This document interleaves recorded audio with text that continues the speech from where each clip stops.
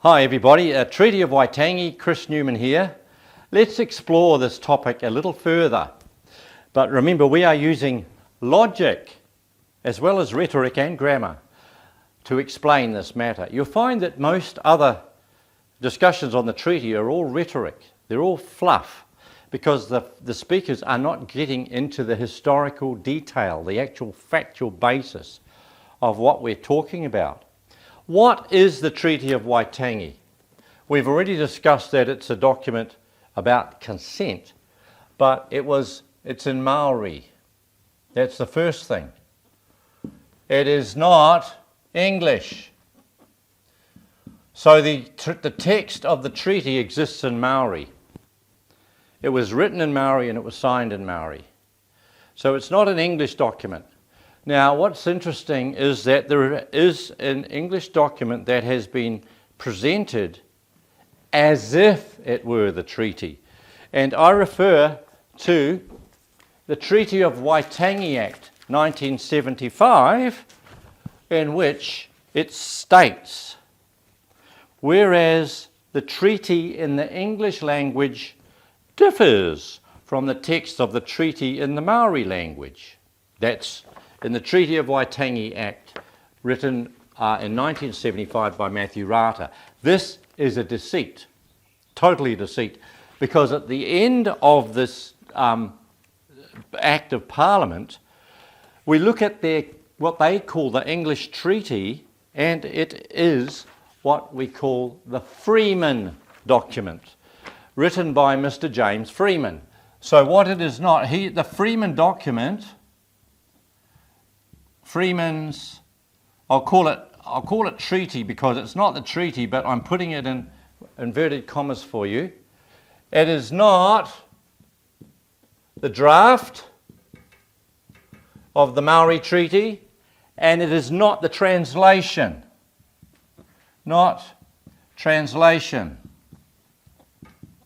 So how can it be the treaty? This is a huge logical problem. In fact, it's a problem of fraud. So the Freeman's Treaty that is used in this Act of Parliament and presented as if it were the treaty in English is not so. Now there is an English draft over here. English draft is Busby's Littlewood, it's called. Littlewood document. Now, this is interesting.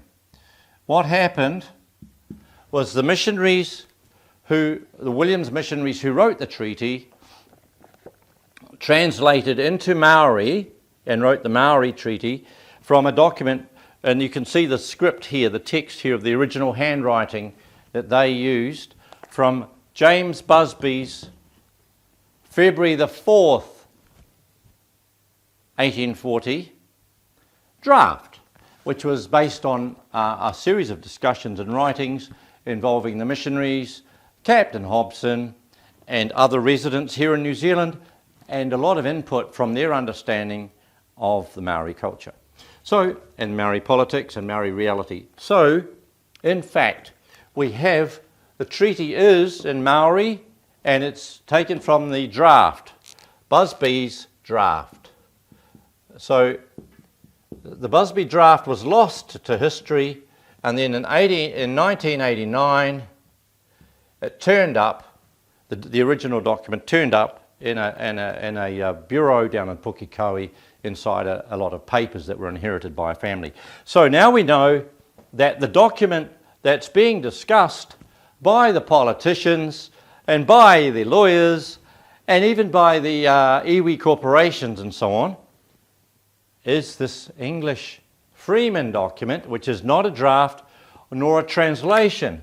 So they're entering a fraud because they said in the legislation that it was the English treaty, which is not true.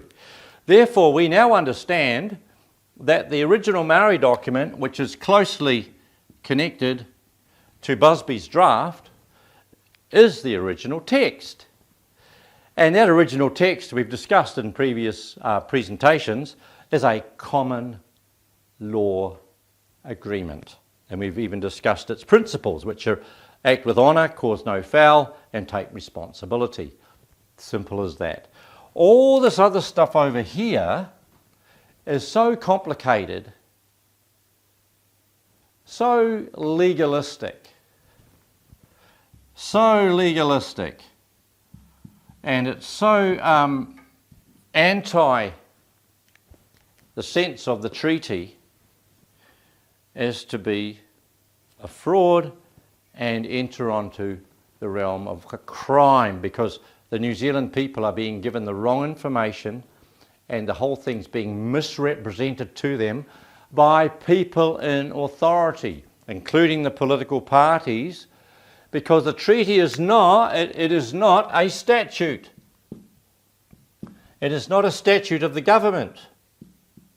A statute is a law or an act of Parliament. The treaty, it cannot be. Why? Because there was no Parliament in 1840. The treaty is not a product of the Parliament. It's a product of the people. So the treaty is the people's agreement. And therefore, it belongs to us, not them. So why are they, meaning corporations, treatyists, all these legal entities, so interested in the thing? I'll tell you why. Because of money, plunder. So to explain this in depth, my book, Fraud, Plunder, Treason and Our Treaty, gives great detail. It's available at Newman Press. You can order it online at newmanpress.com and find out for yourself in clear explanations what the treaty is, what the document, what is the key document, which is the Maori one. And by the way, we have the 1845 Maori dictionary. So Maori dictionary, well, that gives you the meaning of the language. There is no confusion. Don't let anybody try and convince you that modern words and their modern ideas have the same exact meaning as 1840, because in 1840 the people were coming into an agreement together. Nothing to do with lawyers, nothing to do with politics, nothing to do with the Waitangi Tribunal or any of this other monkey stuff, which is, of course, the precinct of the treatyists.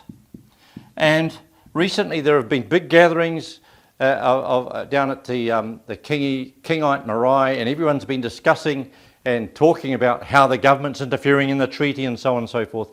That is not possible.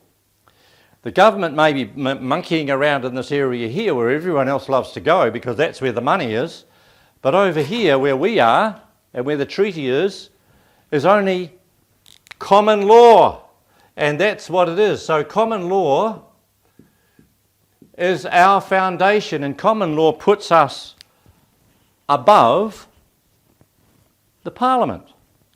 We elect the Parliament. The Parliament's our creature. That principle, by the way, is included in the treaty, but that's a whole other discussion. So we the people are sovereign, all of us, whether you're chiefs and tribes, people of New Zealand, Queen Victoria, none of us are corporate, it's all there. That is what it's about. Thank you, Chris Newman, reporting to you on the Treaty of Waitangi, which hasn't changed since 1840.